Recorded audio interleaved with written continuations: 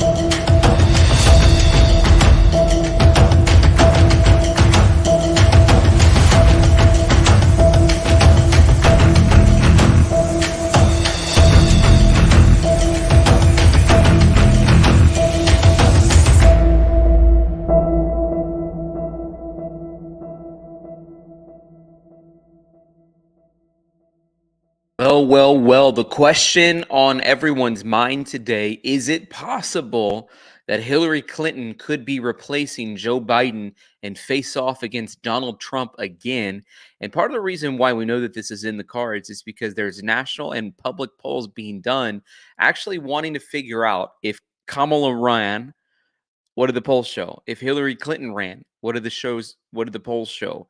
And so we're kind of in a unique perspective, a unique position. And honestly, right now, according to the national polls, if Hillary Clinton ran, if she replaced Joe Biden, she might beat Donald Trump. And so you know that the Democratic Party is looking at all of these numbers, looking at the polls that are coming in, and actually making decisions based on how they're going to move forward. Again, guys, we're in no man's land in this kind of a situation.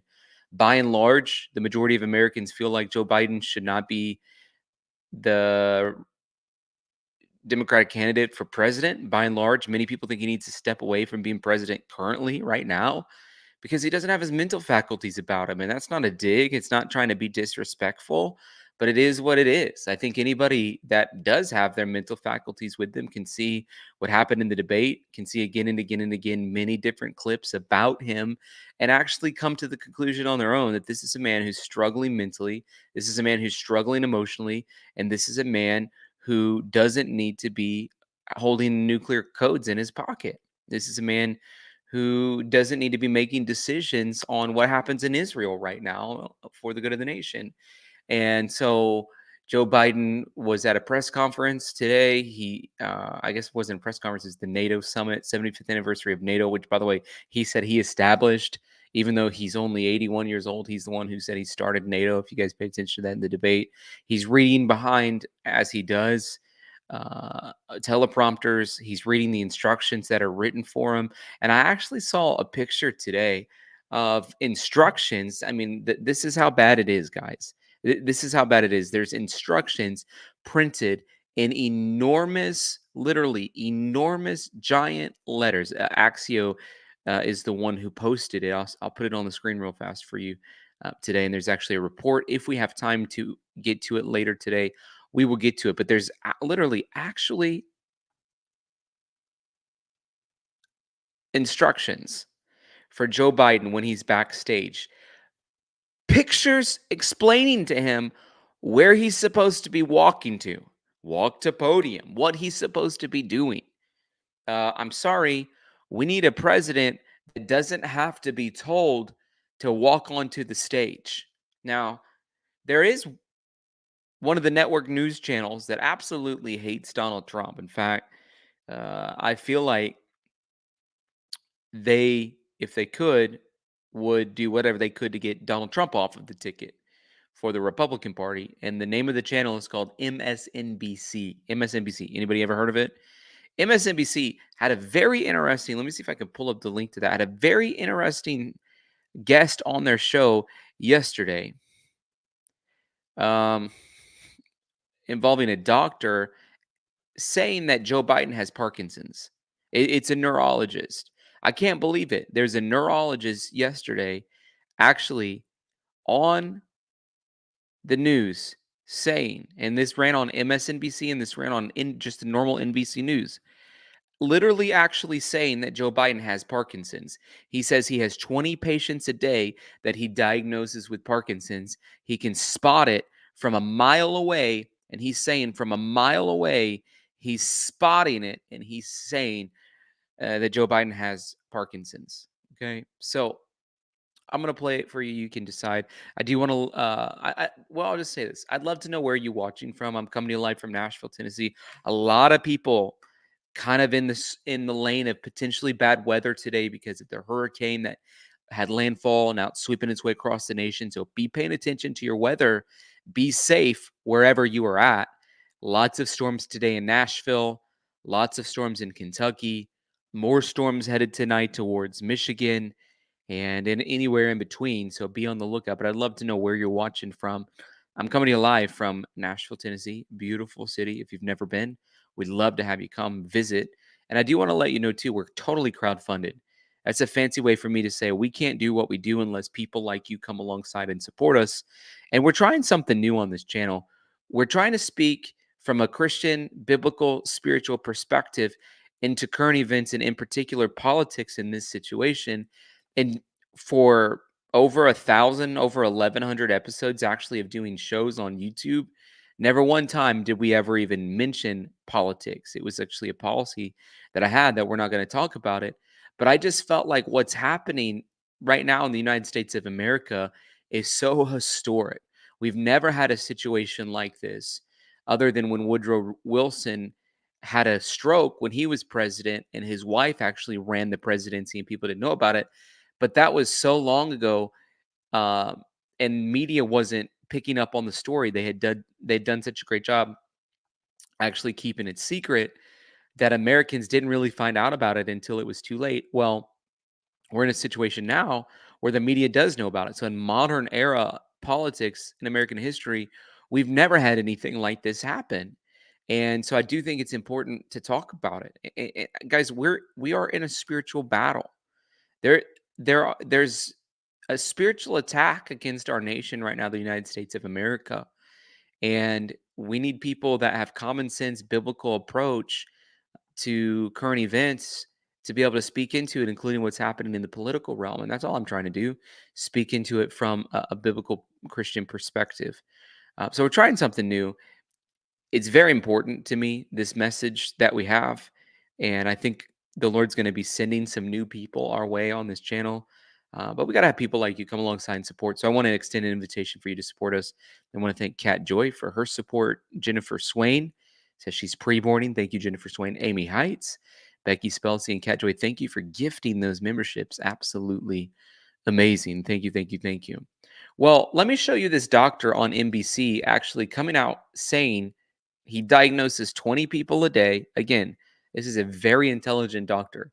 He diagnoses 20 people a day, and he says from a mile away, he can tell whether or not somebody has Parkinson's. Now, on the White House logs, which I downloaded them today and went through them, you can actually see anybody who checks into the White House to visit, you can see that there was a doctor who checked into the White House. The White House is claiming checked in to see Joe Biden 3 times. This is a doctor who specializes in Parkinson's. It's a doctor who specializes in treating Parkinson's, diagnosing Parkinson's. So I think it actually is leaning that way that the president of the United States may be dealing with Parkinson's. 8 White House visits by the Parkinson's expert. I'm joined tonight by Dr. The logs show 8 times. The White House press secretary said 3 times. So you never know what's true. Tom Pitts. He's a quadruple board certified neurologist. He sees patients with Parkinson's all the time. He diagnoses it. I want to be completely transparent here. You've never examined President Biden. From my knowledge, you've never even spoken yet to President Biden. Been in this yeah, room and we're just going to use what we have so far, which is what we've seen, the president's interviews, and the information coming out of the White House. So my first question to you is, as somebody who's a neurologist, what you've seen from the president over the last 2 years, what you saw at the debate, the last few interviews, the way he speaks, the way maybe he walks, have you noticed anything that gives you a red flag as a doctor? Oh, yeah. I see him 20 times a day in clinic. I mean, it's ironic because he has just such classic features of neurodegeneration. I mean, so he says, I see him 20 times a day in my clinic. That's what I mean. He has 20 people just like Joe Biden coming to his clinic every single day. Now, I don't like this host of this show because as this doctor starts so eloquently explaining, going through the symptoms that Joe Biden has, this host of the show tries to start making excuses for Joe Biden's behavior. And what you're going to see is that happens is this doctor shuts it down. Like, oh, you guys are going to say it's stuttering. It's not. Here's what stuttering is. This is how it presents itself. That's not what Joe Biden is doing. He's not stuttering.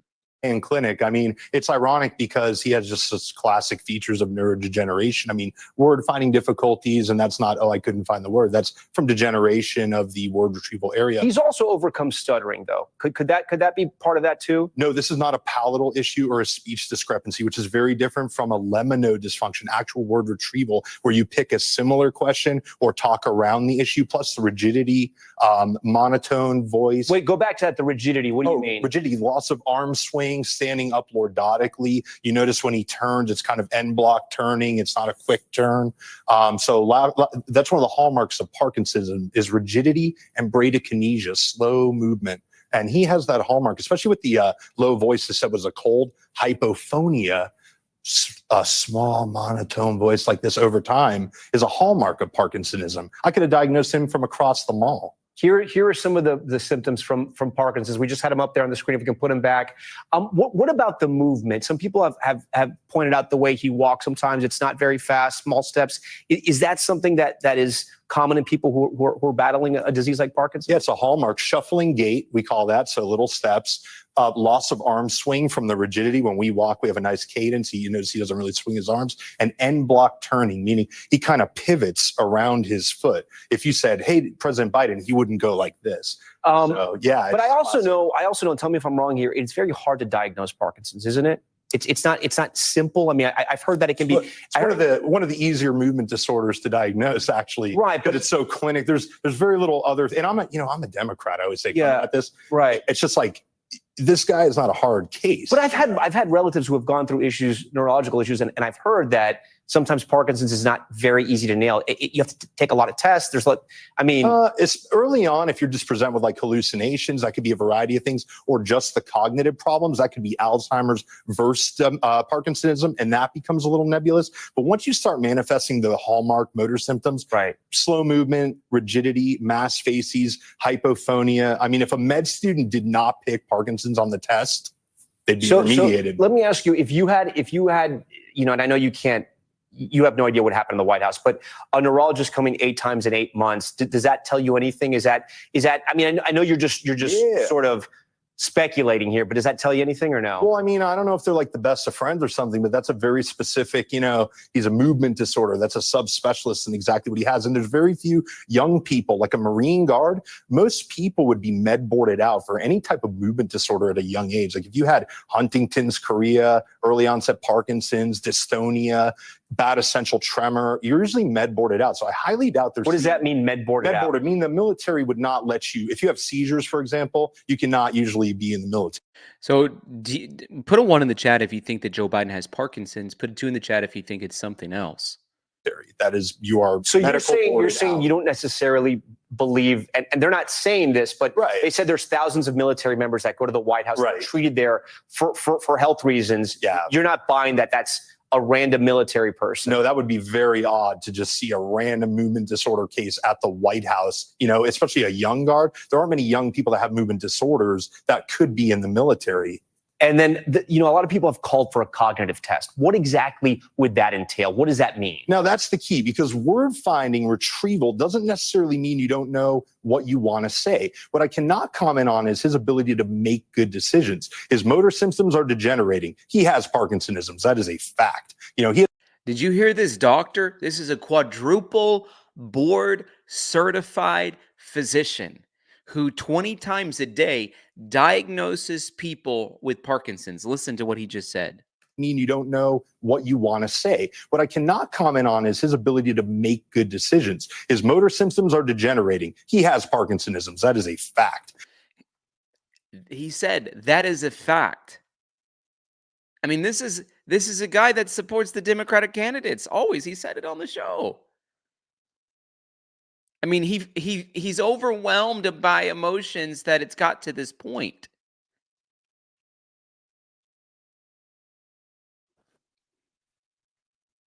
This doctor, this quadruple board certified doctor just said he has Parkinson's. He said it's no doubt. He said it's a fact. He said he has Parkinson's. It's a fact. Good decisions. His motor symptoms are degenerating. He has Parkinsonisms. That is a fact. You know, he has degeneration of the brain. Show me the MRI. Show me he doesn't. You know, put your money where your mouth is. He definitely has it. But the problem is when you look at his situation, you can't say, oh, I know for a fact that because he didn't retrieve the word, he didn't know what he wanted to say. And that's why both him and Trump should take the 4-hour neuropsychological testing, which is the hallmark test for cognitive performance. What do you do in this test? A lot of things. So for example, they may have you say as many words as you can in a minute that start with F, block building, retrieval. I may say cup and have you recall it 3 minutes later. Trail drawing. These are done with a professional PhD in neuropsychology, has nothing to do with psychiatry. And we can tell if you have vascular. So we don't need to sit here and listen to the rest of this guy go on and on and on about it. But you understand the point that I'm trying to make. Joe Biden. We're in a situation where this woman right here could be circling the water. Honestly, I feel like the entire Clinton family has thought since way back in 1993, maybe 1992, that Hillary Clinton would be the first woman president. She had extraordinary responsibility as the first lady, much more than any other first lady before. She was actually in charge of writing and drafting policies. Many people would remember she created something called Hillary Care. It was health care. Didn't work. When she was first lady of Arkansas, she was in charge of the education system. I'm just here. Listen, I'm not poking fun or anything. I'm just telling you. There's an interview all the way back in those early days of basically Bill Clinton saying in his lifetime there would be the first woman president, and he's looking right, literally dead in the eye of Hillary Clinton when he does it. So I really feel like the Clintons from the very beginning feel like she should be the president. And maybe they felt like there was kind of a fluke that happened in 2016. Didn't happen. And now they're trying to circle the water again. Hate to say it, guys. Hate to break it to you that way. She's 76 years old, which if she takes Biden's place, that'd make her the youngest candidate for president this go around. How many people think, let me just say this, how many people think Hillary Clinton wants to run for president in Biden's place? Put a 1 in the chat if you say yes, put a 2 in the chat if you say no. By the way, we're going for 15 on our super sticker train today. Amy Heights, thank you for 1. Cat Joy for 2. Mish Michelle for 3. And Cat Joy for 4. Thank you. You guys are amazing. Biden's old. I said, you know what? Joe Biden is old. Let's go ahead and accept the reality. President Joe Biden is resisting calls by many in his party to step aside. But if he does, Vice President Kamala Harris and former Secretary of State Hillary Clinton may have the best chance at taking on former President Donald Trump. A poll from Democratic pollster Bendizin and Amendi shows Trump leading Biden 43% to 42%, but Harris leading the former president 42% to 41%, and Clinton leading Trump 43% to 41%. Other potential. And so that's kind of the big story, right? They're trying to pit Hillary Clinton up against Donald Trump now to see what happens. I'm showing you guys the major headline today on Drudge Report. It's gone now, but it was, what is it now? Dim mood door. The morale of the caucus is at historic lows. Okay, so that's the head now. But earlier today, the header was about Hillary Clinton.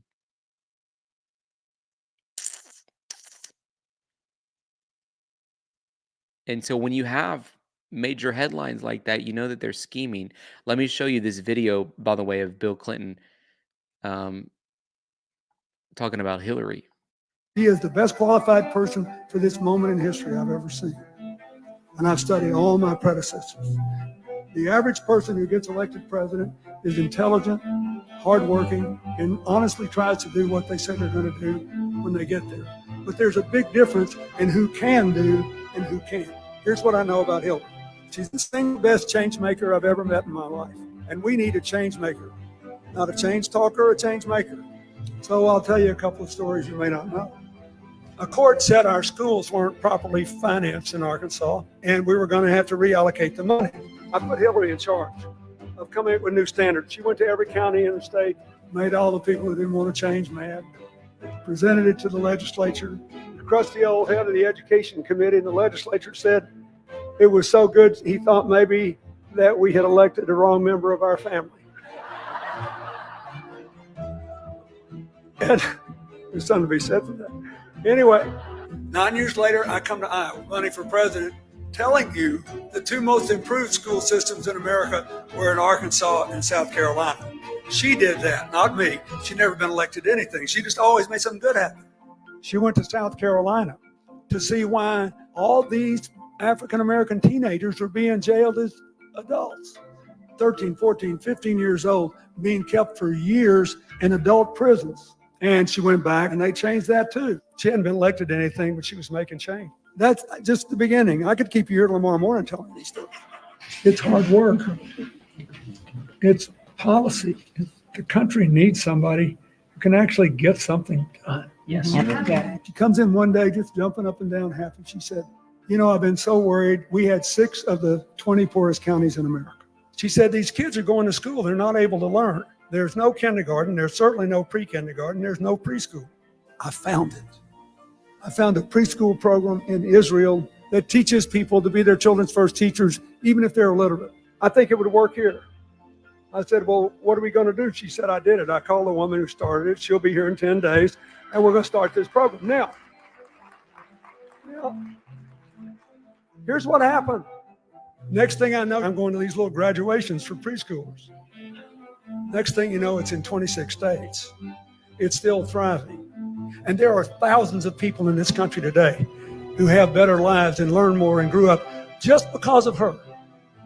And they have no clue. And she didn't care, and she hadn't been elected to anything. The point that I'm trying to make by showing you this video is that Bill Clinton keeps saying, he shouldn't have been elected to anything. He shouldn't have been elected to anything. It shouldn't have been elected to anything. Okay? So, obviously, Bill Clinton is a great campaigner, captivating orator, in my opinion. Watching him, I'm like, man, he's selling me. Should have never been elected to anything. What were they doing way back when? In the 80s, late 70s. They were positioning her to be the first female president. Way back when. Should have never been elected to anything. Way back when. And so now he's out on the stump giving these speeches and things like this.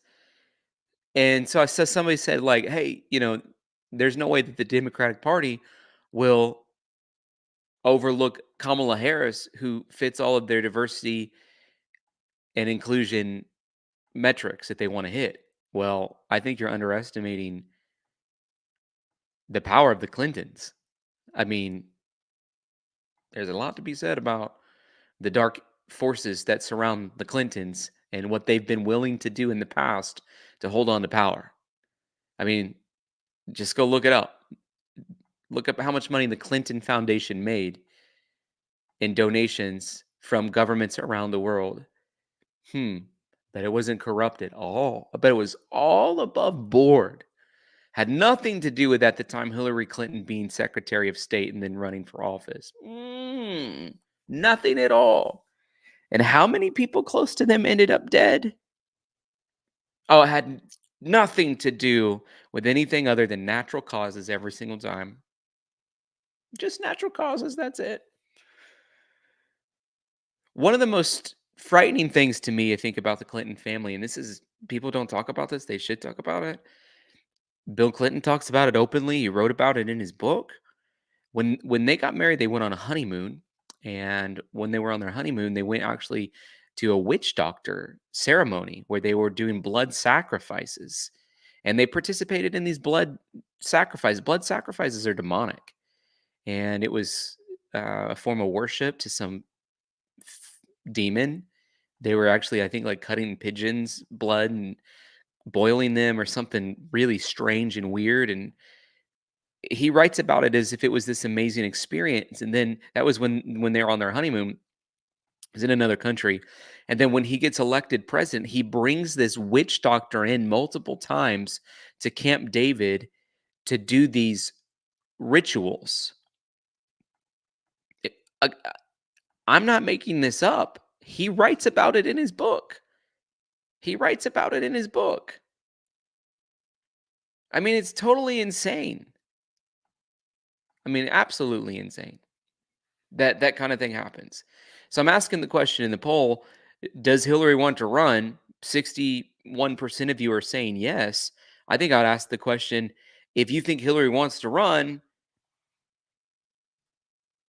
what do you think could stop her? I mean, what do you think would stop her?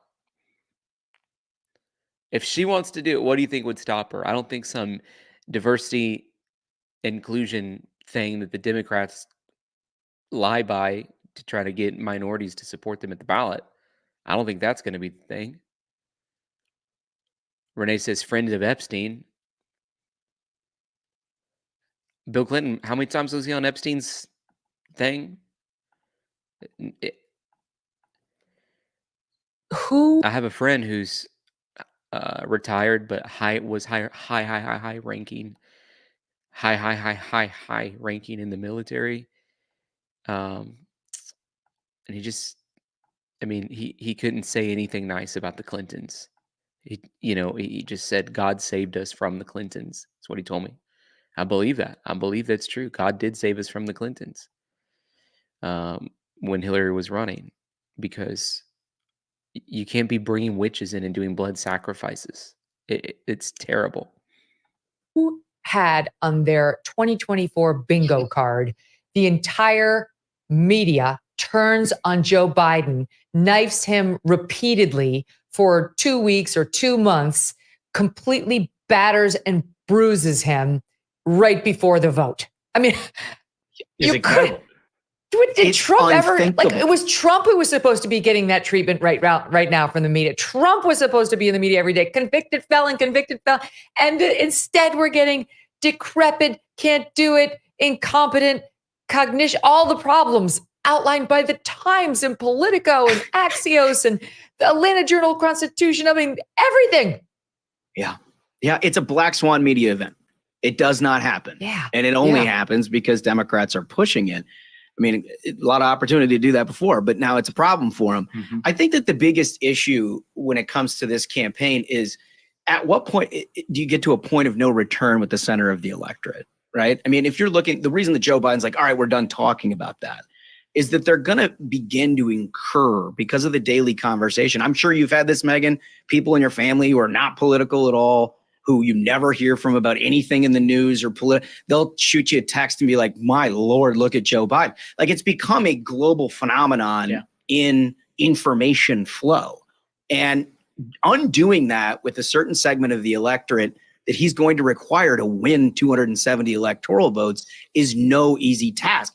If I'm a Democrat, you wonder whether or not you're already at a point of no return with that. Yeah. You'd want your party to be, or your press to be hedging its bets a little bit more, just in case he refuses to go, since he's got 99% of the delegates. This just in, guys, this is interesting. So we started the show by the way, House Democrats having a meeting, and supposedly the House Senate members will. I think one of the funnest jobs in government would be Secretary of State. So one day, if I don't ever become the president, I would like to at least be the Secretary of State, because you get to travel the world, you're brokering deals, peace deals, you're very diplomatic. I'd love to have that role. I think it'd be super fun. Or the Democratic Senate members will as well. Just before, this is per Axios, House Democrats' Tuesday morning meeting, a smaller group of swing district Democrats held what sources described as a despondent gathering with actual tears. All right, these are the ones who are in these swing states where they'll lose if Joe Biden's too much of a pull. They're on the fence anyway. The block of battleground House Democrats is one of the last firm pockets of a rapidly disintegrating movement on Capitol Hill to get Biden off the ticket. One described the mood as, quote, pretty much unanimous that Biden, quote, Is Megyn Kelly reporting that a bunch of Democratic Congress people got together and started sobbing because Joe Biden needs to get off the ticket and refuses to do so? I mean, is that what she's just am I hearing that correctly? Is that what she just said? The bunch of Democratic Congress people got together and started sobbing and wailing because of the current state of the Democratic Party and Joe Biden's refusal to admit his health problems. has got to step down, adding, quote, there were actual tears from people and not for Biden. One House Democrat who was in both meetings, the smaller one with the swing state Dems and the larger one, said, quote, most of our caucus is still with him, meaning he'll stay in, which sucks for our country. So this thing is turning. It's starting to turn. I don't know what Joe Manchin is talking about when he says just wait for the weekend. I don't know what Mike Quigley is talking about when he says behind the scenes, it's even worse. Trust me, they're going to come out. The ones who are behind the scenes saying get out, and they're going to say it in front of the cameras. He's already losing some donors, but not all. So how does this play out, you guys? Like, is there some big turn coming before the weekend? And how long does he have? I mean, if it's not Barack Obama himself and Hillary Clinton herself, Chuck Schumer himself, Hakeem Jeffries himself, if it's not those people coming out, looking at the camera and saying, Joe Biden, you need to get out, there is not enough strength to just sort of like do it behind the scenes and pitch a story to the New York Times and then have the editorial page write what they're writing. Yeah, because Jill ain't having it. Exactly. And Hunter's definitely not having it. No. Hunter is 100% not having it. This is all Let me he's tell got. you, let me give you a visual on Hunter, what he's going to be doing. All right, we ran this video. Forgive me. It's not nice. It's from Brazil. And it's a woman who has taken in a man, a dead man, an actual dead man, who she claimed was her uncle in an effort to get a 4-figure loan in his name. I'm sorry. It's so Come rude. on. But that's Come Hunter on. and Joe. This is Hunter Biden. I'm sorry. It's- Yeah, I'm sure the pardon paperwork is around here somewhere, Dad. Here it is. God, forgive me. Before Just Inauguration sorry. Day, he's going to have Air Force One in China going just door to door with Joe in a wheelchair, being like, one more contract for the road. Come You on. can do it. I literally have my father sitting right next to me this time. I What do actually you want? do. Anything. Selfies. We talked about this, I think, gosh, must be like 6 months ago, Megan, all of us together with you. What were their options, right? How would they get to a point where they could actually do something other than Joe Biden? And at that point, we talked about the difficulty of moving around Kamala Harris, which obviously there's a huge constituency that's represented within the Democratic Party that would take grave offense if somehow the number 2 was not elevated to the number 1 in such a scenario as the one we're looking at here. I think that's only become more difficult. Like we laid out some scenarios back in the day, but I think now you see guys like Jim Clyburn, right? Who's probably the single most important part of the constituency of Joe Biden. He would have been the nominee without him in 2020. He came out immediately and said, well, if it's not going to be Joe, it's going to be Kamala Harris. I think that's basically what they got here, right? And then there was some leaking out of super PAC major donor discussions that I think maybe Ben Smith or somebody had heard about. And I'm paraphrasing, but basically what they said is Kamala Harris is scarier to the center of the electorate than a dead Joe Biden. And that is a political reality that they are grappling with. Like, yes, it's unpalatable to have Joe Biden continue, but they're so locked in the constituencies that make up the Democratic Party that they actually can't freelance a whole bunch here. I mean, he's making great points. I want to show you guys too what's called the real clear map. So this shows the Electoral College. Obviously, to be able to win the election, you need to have 270 Electoral College votes. And right now, Donald Trump safely has 219 electoral positions. Joe Biden has 198. That means Joe Biden needs 72. And that means that Donald Trump needs 51. I mean, and this is based on the most recent polling. Now, let me show you if the election was today, this is what would happen. Donald Trump would win with 312 electoral votes, Biden with 226. Notable states on there that Donald Trump would win if the election were today, based on polling: Nevada. Republican candidate hasn't won Nevada since, I think, 2000. What was it? 4? I think 2004. Arizona, notable state, battleground state right now. Pennsylvania, Michigan, Wisconsin, North Carolina, Ohio, all today, if the election was today, would go to Donald Trump. I mean, this is absurd, guys, to think about this. Now, here are the toss-up states that are in the margin of error still today. Arizona with 11, Georgia with 16, Michigan with 15, Minnesota with 10, Nevada 6, New Hampshire 4, North Carolina 16, Pennsylvania 19, Virginia 13, Wisconsin 10, and then the Nebraska one district, which is one of theirs. So just kind of looking around at this, and you click on the state of Pennsylvania, Donald Trump's ahead on average. Look at, he skyrocketed up in the polls to 5.3 on average after the debates. I mean, he skyrocketed. There was a time back in April where Biden was in the lead by 10 points. And now there's look at this huge skyrocket by Trump in the state of Pennsylvania. Let's look at the state of Georgia. Georgia. Let me first show you what happened in 2016. Trump won by 5 points. In 2020, Biden won the state of Georgia by 0.3. And then you look at the polls here, has Trump on average ahead by 4. And you can see he's shooting up in his lead in the state of Georgia. Michigan, home to Amy Heights. You can see here, Trump won by 0.3 in 2016. It shocked America when it happened. And then in 2020, Joe Biden won with 2.8 points over top of him. If the election were today in Michigan, Donald Trump is taking the state of Michigan. Let's look at Arizona. Arizona, Donald Trump is up by well in the lead, +5. If the election were today, at some points getting up to even +7.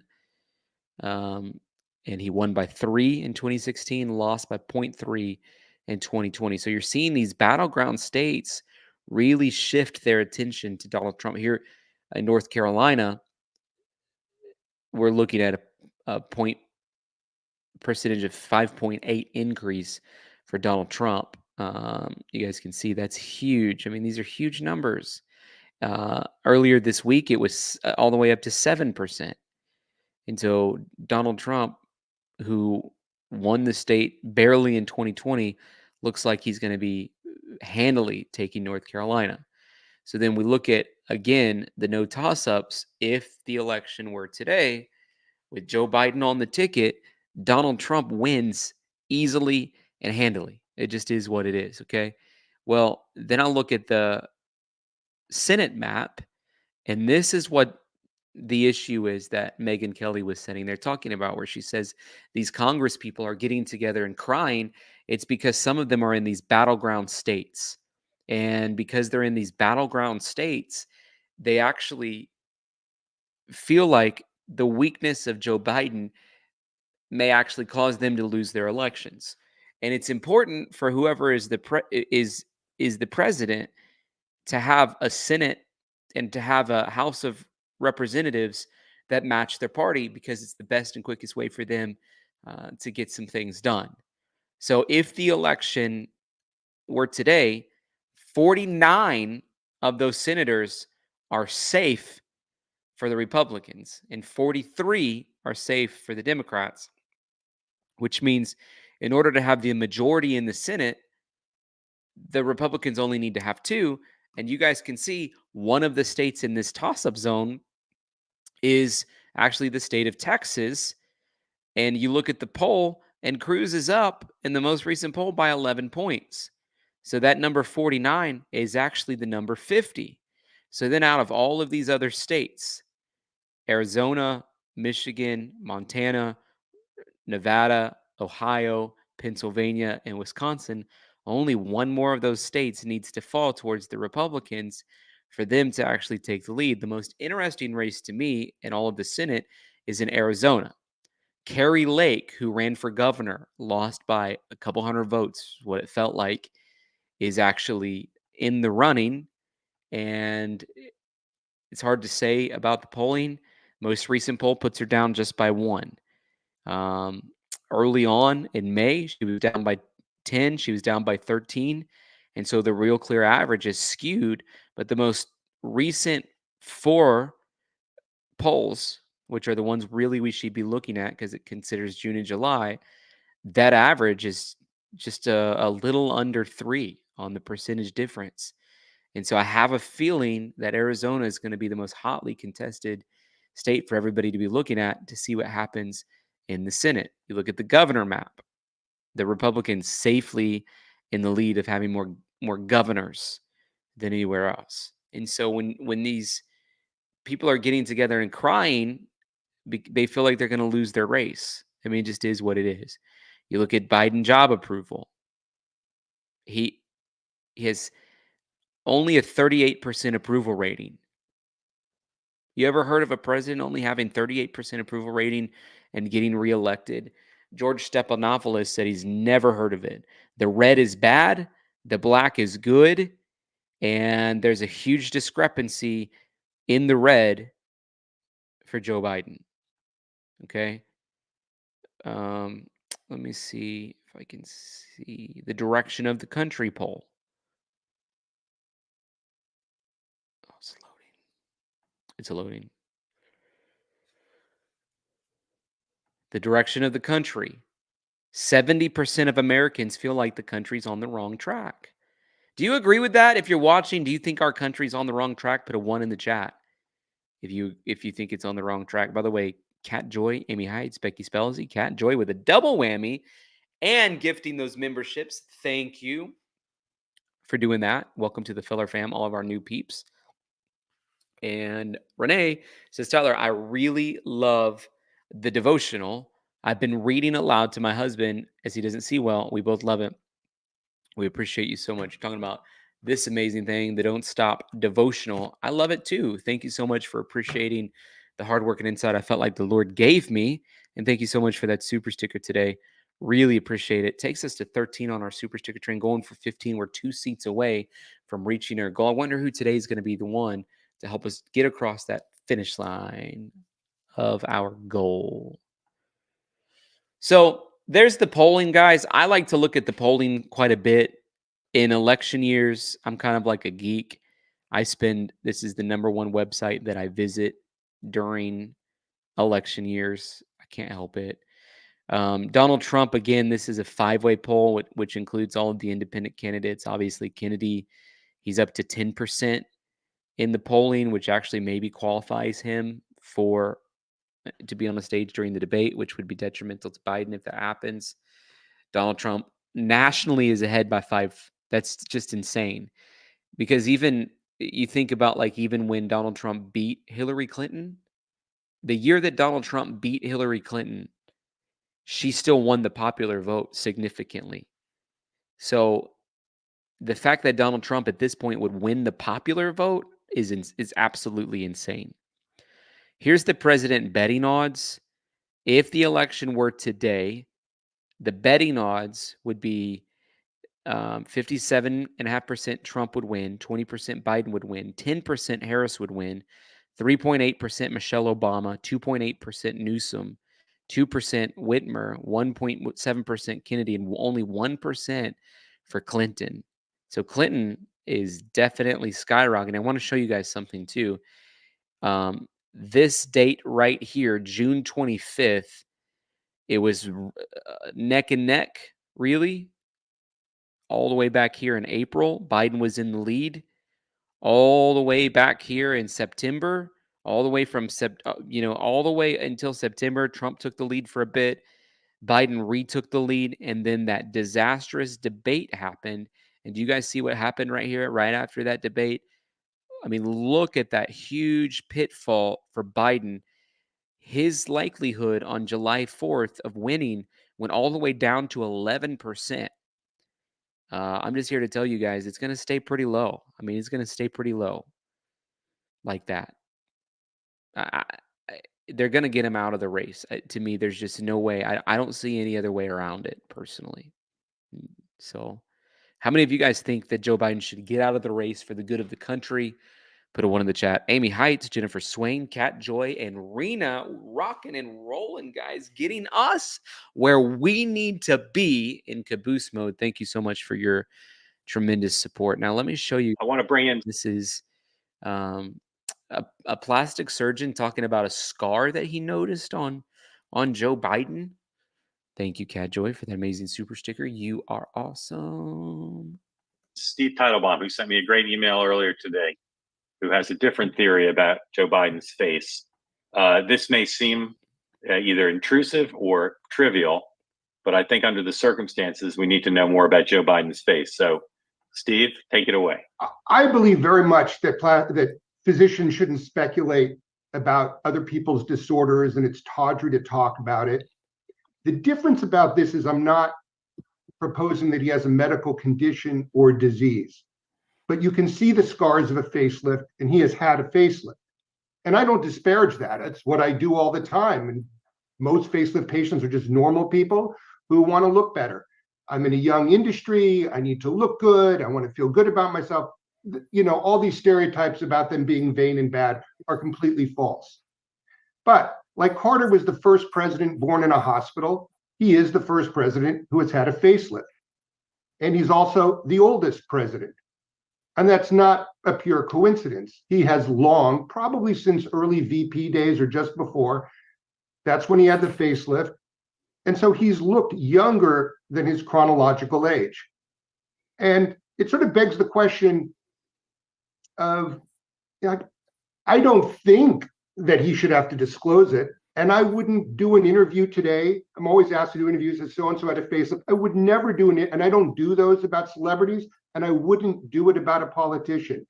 So this is actually being done in hindsight. We already know he's had the facelift. We already know he has intellectual issues. And so for at least 4, 8, or 12 years, he's been looking younger than he really is. And this is almost not a subject of where he is now, but how we would have perceived him differently in the past.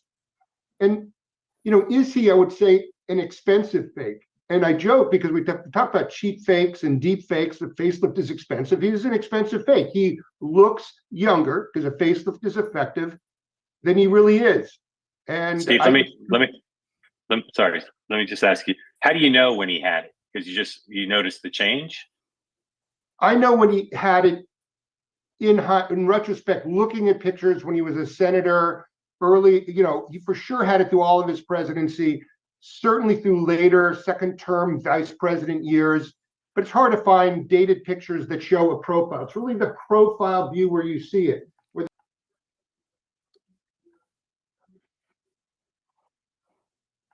I kind of want a president who hasn't had a facelift. Okay. I kind of want a president who has not had a facelift. According to one surgeon, the 81-year-old president undergone procedures to reverse the effects of aging. He spent $160,000 on multiple facelifts. On the left is Joe Biden. I don't know what year it is, but then on the right is also Joe Biden after the facelift. Hate to say it. I don't want to say it. Hate to say it. I want a president that has not had a facelift. I said it. I want a president with no facelift. He spent $160K to lift those wrinkles up from the ashes. Debbie Campbell's trying to say he had an ear job too. One of the things that's interesting about ears is that your ears are the only part of your body that never stop growing. So a lot of times what you see are older people like Jimmy Carter, who's 99 years old, with large Dumbo-looking ears. That's not to make fun of him, but it's just because they never stop growing. Your ears never stop growing.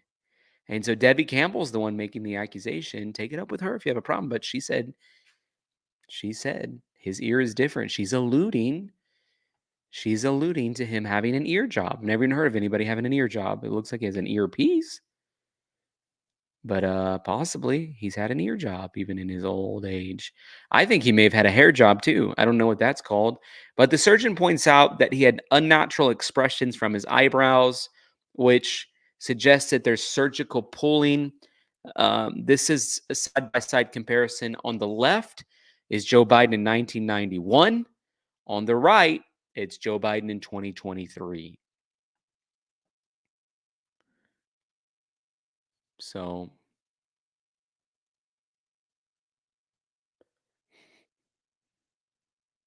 there's Donald Trump.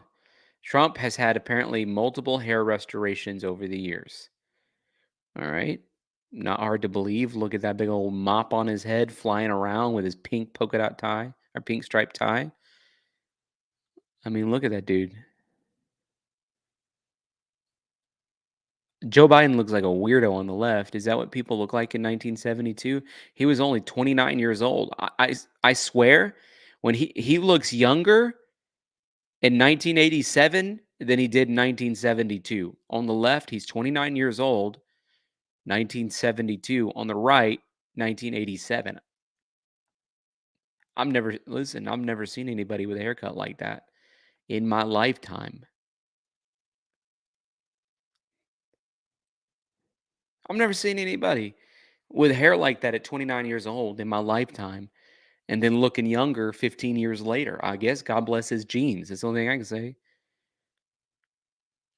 Do you guys like Donald Trump's hair? It floats around up there. It looks actually, this kind of looks like a bird's nest now. I feel like he's been losing his hair. He probably does a little spray tan. One thing's for sure, this dude ain't got no facelift. You look at Donald Trump's face, there's no lift about that thing at all. I mean, look at it. So, I would just say I want a president that has not had a facelift. I'm just going to say it like it is. I'd rather have a president who's never had a facelift. And there it is, clear for your eyeballs to see for yourself. He's had a facelift. It just is what it is. Just is what it is. I hate to be that way. I really do. I hate to be that way, but if you missed it earlier, we were talking about this obtained by Axios, literally instructions given to Joe Biden. And these are enormous poster boards, guys. Huge poster boards when he shows up backstage that tells you where you're supposed to go. Walk to podium, gives him instructions and shows pictures about where he's supposed to go. I mean, I'm shocked by the whole thing. Really, I am shocked by it. Rena, Cat Joy with the double whammy. Thank you guys so much for keeping this caboose crowded. Your support means everything. So thank you, thank you, thank you. All right, let me kind of play their commentary over this. And the next one says, walk the podium as well. And they are stacked side by side. There we go. A Biden campaign staffer told you, it surprised me that a seasoned political pro like the president would need detailed verbal and visual instructions on how to enter and exit a room. We've all watched him for 3 years. I don't think a lot of this has surprised people who paid attention. I think back to Dana's point, why then did it surprise members of the media who allegedly were watching the same man that we've been watching? You know, I'll say I do think there was perhaps a lack of curiosity in some cases. You know, in regards to that report, you know, what was really striking to me is that it was a member that worked an event for Joe Biden that told me that they were really struck by the amount of hand-holding the advance teams would have to do. Now, doing advance, you know, Dana has probably seen this, doing big advance portfolios is not abnormal, but it's the level of advance work that has struck some people that have worked Joe Biden's events as abnormal, as hand-holding. And that is why this has come to me. It's the same thing with the teleprompter. Every president uses a teleprompter, but not every president uses a teleprompter for quick fundraising remarks. And Joe Biden has, especially recently. And that's, I guess, well, one, on the prep, on the advance work, I could kind of say, okay, well, they are super detailed. I don't know if he needs it or if that's the staffer's position, but it sounds like maybe it's a little bit of both. It is good for a president to be told, like, when you go in the room, you're going to go to the podium, you're going to walk. Do you guys remember the picture of President Bush when he went the wrong way in China and he tried to get out that door and it was locked? And the New York Times had 5 photographs of the scene the next day because it was such a huge deal. These fundraisers where he's using a teleprompter, people knew about this. And that's what I think I'm pretty stunned about. And I'm wondering if, and I believe this has been happening for you, are there calls coming from within the White House? I certainly don't want names, but people who are sufficiently concerned, who are working inside the White House, who think, how can we suggest that the president continue to be the nominee when they themselves told you all that he's only dependably engaged from 10 a.m. to 4 p.m.?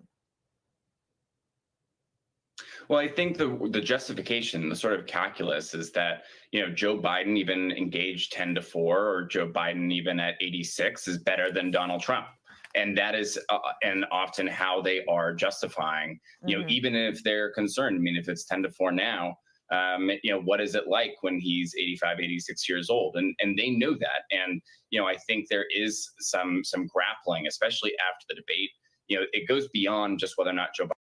I kind of want to see what is on the cover of the New York Times today. Let me type it in newyorktimes.com. What the heck?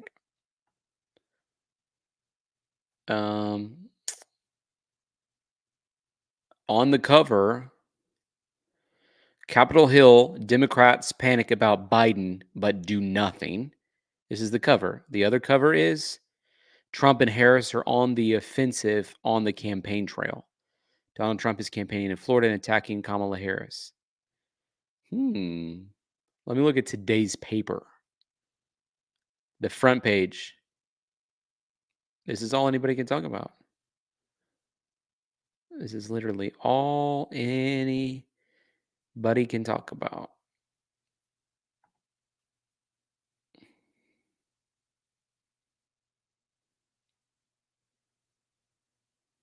Wow.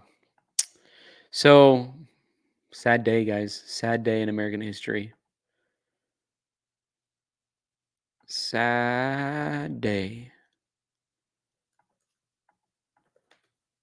But we start with Geraldo Rivera, News Nation correspondent at large. Geraldo, it is good to see you as always, my friend. Look, you've got 2 things going on here, right? You've got the Democrats raising the stakes. This is Mein Kampf. Trump is Hitler, on and on and on. And then the next breath from the pro-Biden team is, and Joe Biden is the only guy who can save America. They seem to be contradictory arguments. I get you. Let me just agree with you that the wind is out of the sails of the dump Biden movement. I think there's been a meaningful slowing down of that whole trend. Over the weekend, it seemed imminent. Then Monday was the showdown day, and then Monday came, and all the members are coming back to Washington, and they all cooled their jets, checked with the people back home, even with the terrible polling that has been seeping out in the last 12 hours or so that shows him losing in battleground states like Wisconsin. It does seem as if the whole 25th Amendment coup has ended, that Biden has survived. There was never going to be a 25th Amendment, and the president can recertify himself. That's silly. But you say the wind's out of the sails, and I'm not sure you're right, because every day we're talking about this. The wind may have died down, but every day we're talking about this is a day that hurts Joe Biden. It's a day that there's more questions. Nancy Pelosi has yet to give her endorsement. Huge Democrat. Jim Clyburn, who is the man who gave Biden the 2020 nomination effectively by delivering South Carolina. He still is not going out on TV with full-throated support. Schumer says, I'm with Joe. That's it. Obama, one tweet 10 or 11 days ago, and then nothing. No fundraising emails. And Hakeem Jeffries. That's a really interesting point. Barack Obama himself has been a little quiet. Maybe he's pushing for Hillary Clinton or Michelle to take the position. The House minority leader, probably the least important of the group, is in there. Maybe premature victory for Team Biden, huh? Well, yes, but You have what, 9 members total in the House of Representatives that have announced that they're asking the President of the United States not to run for re-election. There are over 200 members in the Democratic caucus. It's a very small percentage. Yes, there are people who attract a lot of attention. And the New York Times editorials, the 2 of them, as you noted, have been breathtaking in their boldness in going after President Biden.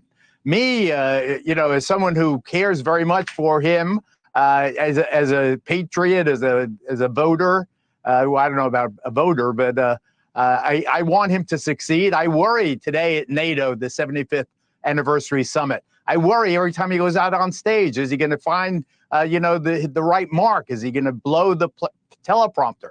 Is he going to pin the presidential merit of award of freedom on the wrong person? I worry. I hold my breath as he shuffles around. But I do believe that the edge is off. I think there has to be something else now. It's not enough to have the debate from 2 weeks ago and that moment, that awful gut-wrenching moment. Now you need something else. Now you need more than the New York Times. You need Schumer to say you need some something. other You need moment. Jeffries Fair. to You say need Pelosi. Well, you need Pelosi or Obama to say something, right? And they've so far held their powder. That, to me, those are the 2 most important people around. Clinton being the other one. Thanks for watching. Go to join. Yep. Yes. Boys and girls, we have a fiasco on our hands. Make no mistake about it. I actually think Hillary Clinton might be trying to sneak her way. Actually, there's one more video I want to play. One more video I want to play. Had a historic presidential debate on Thursday between current President Joe Biden, former President Donald Trump, and almost a week later, we're still dealing with the fallout from President Biden's debate performance. People now are calling for him to step aside, drop out of the race. You have been saying he's not going to be the Democrats' nominee for months now. Can you talk about why you've been saying that? I've been saying that for nearly a year and a half now. I said it for much of the campaign trail last year, though it was dismissed as a crazy idea last year. It has now become the mainstream view of what's going to happen. And the reason is, first of all, I think most organizations, including political parties, tend to do whatever's in their best long-run interest. So I think that the plan as it's played out, not that it's been in some smoke-filled backroom plot, but just the incentives match exactly what you're seeing play out, which is a late switch would actually be to the advantage of Democrats. That's the hard reality, where they'd rather put somebody up late, still in the honeymoon phase with the public when the election occurs in November, but without having the chance to go through that scrutiny phase. To anybody who's been watching this for a long time, it's been plain as day that Joe Biden does not have the cognitive faculties to serve as the U.S. president. It's sad. Many people across this country do suffer from dementia. It does appear like Joe Biden is likely to be one of them, but that doesn't entitle him to be the president of the United States. To the contrary, I'm really worried about, even right now in the lead up to the election, who exactly is running the country. It's been unclear who's running the country for the last year and a half. I think it's certainly unclear who's running it right now. But I do continue to believe, as I have for the last 16 months, that Joe Biden will not be the nominee. And I think in some ways this election, for that reason, hasn't really even kicked into full gear. I had a conversation a few hours ago with a Republican Congresswoman, Harriet Hageman, and she asked that same question. I am curious who's running the country. I'm going to flip it back to you. Who do you think is running the country right now if you don't think it's Joe Biden? Look, I think it is a managerial machine. For so many years in America, we've seen the decline of our constitutional republic into this administrative bureaucracy, the rise of the administrative state, the rise of bureaucrats who are never elected to their positions, who are really the ones setting most of public policy today. It's interesting, even just last week, the Supreme Court did rein in a good amount of that administrative power. But whether you want to call it the deep state, the administrative state, the fourth branch of government, or the unelected bureaucrats, that's, I think, the class of people, particularly around Joe Biden, who are really running the show. And they've really just put up a president really as a symbol, as a kind of puppet for a machine underneath it that's really driving most of the policy decisions. And so, that's not conspiratorial or accusational. I think it's just a descriptive reality of how Washington, D.C. works today. The people we elect to run the government are not the ones actually running the government. And nowhere is that more true than in the case of Joe Biden, who is. He's making a great point. He's basically saying, listen, nobody's running the country. The deep state is in charge. We need to be concerned as citizens who vote that our votes don't actually matter. Heartbreaking reality for our nation. And folks, thank you so much for everybody who could support us today through super sticker or super chat. It really does make a huge difference. Mish Michelle, Amy Heights, Kat Joy, thank you so much. And everyone else who also gave today. Thank you, thank you, thank you. I want to pray. I want to pray for our nation, and I want to pray for you if you're watching. So, Father, in the mighty name of Jesus, I thank you for your great power. Thank you, Lord, that you love America and you love all the nations of the world. But I know, God, you love also America. And I pray that we can experience your favor once again. This nation, which I believe you started with a providential history to send missionaries around the world to bring a beacon of hope to people that are stuck in dire situations. Thank you, Jesus, for that. And Lord, I pray that you'll allow us to return as a nation back to our first love with you, that you'd smile upon us, that you bless us, that you'd give us your favor once again.